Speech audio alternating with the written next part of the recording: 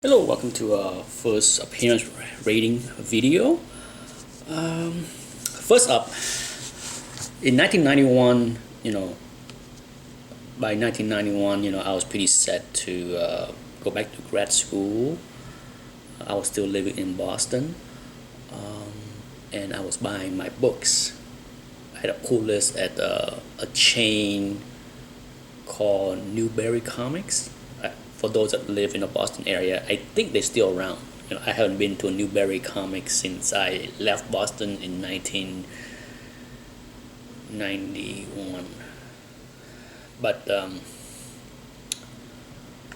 Newberry Comics sell comic books, and records and CDs and T-shirts and they don't really have back issues. They just have new books, and they have a pull list, and I had it. And I remember when this book came out, and I was pretty excited to get my to pick it up.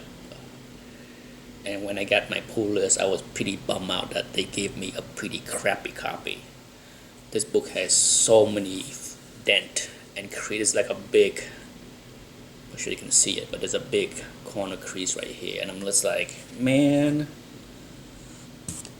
the way this book have, like I said, the dent is so big. It's like the back have like a big crease here, and the front have a 2-inch crease, and all the corners are all beat up.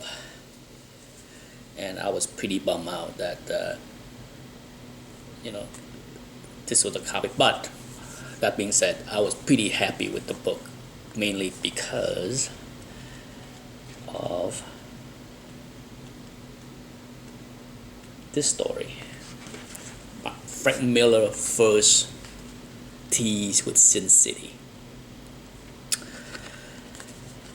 Probably one of the most anticipated book for me in 1991.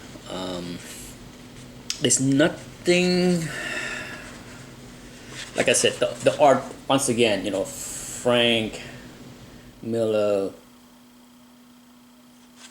surprised me in a good way.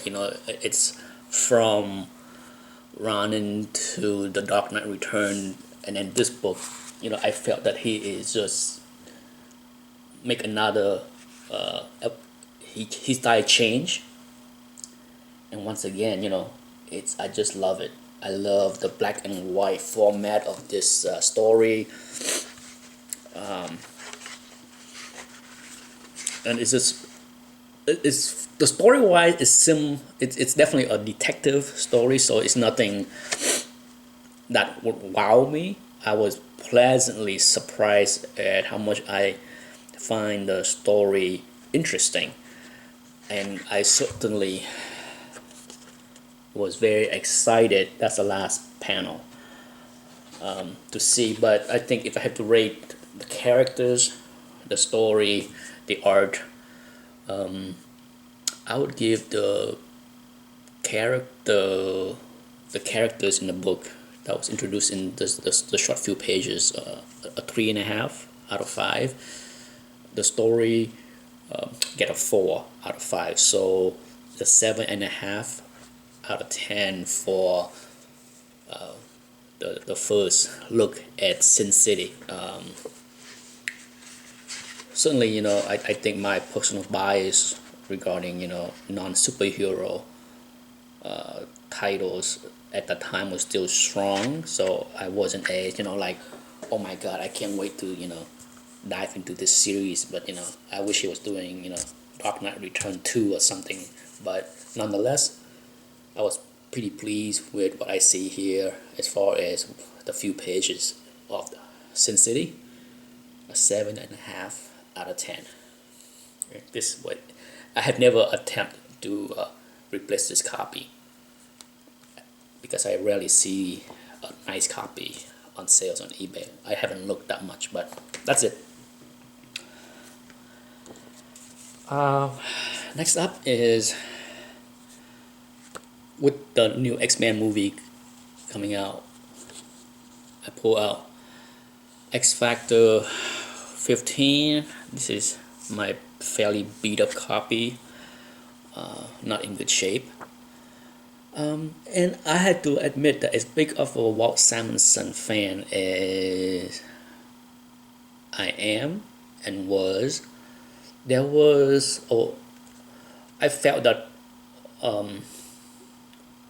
there was many issues in his run with X Factor that was not brilliant, in my opinion. I love his work on Thor, but for X Factor, I felt that there was a few books that really wasn't as great as I was hoping for. You know, to be honest, I was disappointed on a few issues when I opened them up after I brought them home. Now, this book introduced the three horsemen for Apocalypse, and they just appear in one panel. So it's a cameo, and it's all not that interesting as far as the way they look. You know, certainly they got a lot more interesting later. But here you go. That's a look of the three horsemen and Apocalypse. Okay, so as far as you know, those three horsemen, 2.5 out of 5. Like nothing wowed me, nothing amazed me. Nothing compared to how Archangel was introduced later. Perhaps the most interesting part of this book is not really the cameo of the three horsemen, but it's centered around the storyline that Angel lost his wings. Okay, so pretty dramatic looking splash page right there. And for the most part, that's what this book is about. It's about Angel dealing with his death, the loss of his wings, and that's pretty good. So story wise, I like it. I give it a 3.5 out of 5. The Three Horsemen, 2.5 out of 5. So you got a 6 out of 10. And as I mentioned, I felt Walt Simonson art was not as striking as I was hoping for this book, but I still liked it enough to bought it. Last but not least is a book that I had raw and then I submit to CGC, I think 2 years ago. It's been a while. I showed this off in an old video on a haul back from CGC maybe a year and a half, 2 years ago. But X-Men 3, beautiful. I got a 9.4, beautiful copy.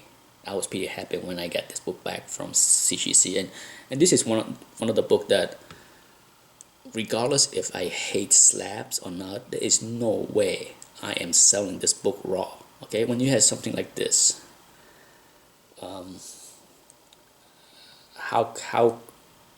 how would anyone sell this raw, or how would anyone willing to buy it raw and pay top dollar for it, right? So it's an example of a book that there's no way I would sell this book raw. But anyhow, for now it's in my collection.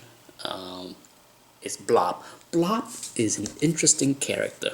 As much as I think the name Blob is generic, it fits.